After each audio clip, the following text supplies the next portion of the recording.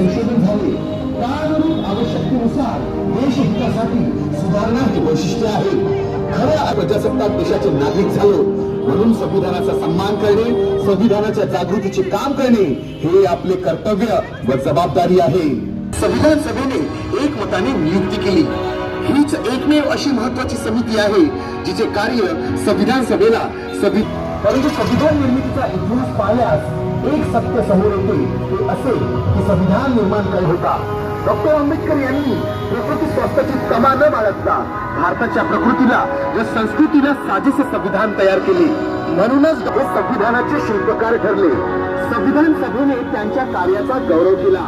संविधान सभेतील चर्चेचे, वादविवादाचे, पुनर्प्रेमाचा व देश घडविण्यासाठी समर्पणाच्या त्यागाचा परिचय होतो हे समजून घेण्याची गरज आहे.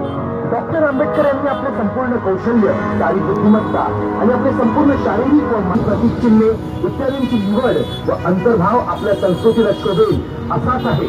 म्हणून जगातील सर्वात सुंदर असे भारताचे संविधान तयार झाले. 2 वर्षे 11 महिने व 17 दिवसांच्या अथक परिश्रमामुळे मिळाले.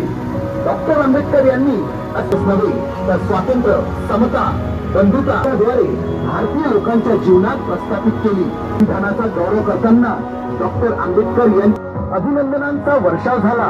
डॉक्टर राजेंद्र प्रसादला अध्यक्षीय भाषणात म्हणाले की या जगांनी किती उत्साहाने टीका केली याची खरी जाणीव अन्य कोणापेक्षाही मला अधिक आहे.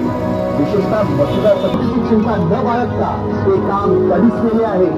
मसुदा समितीवर आणि तिच्या शिल्पकार, घटनापंडित म्हणून त्यांचा जयघोष होत राहील.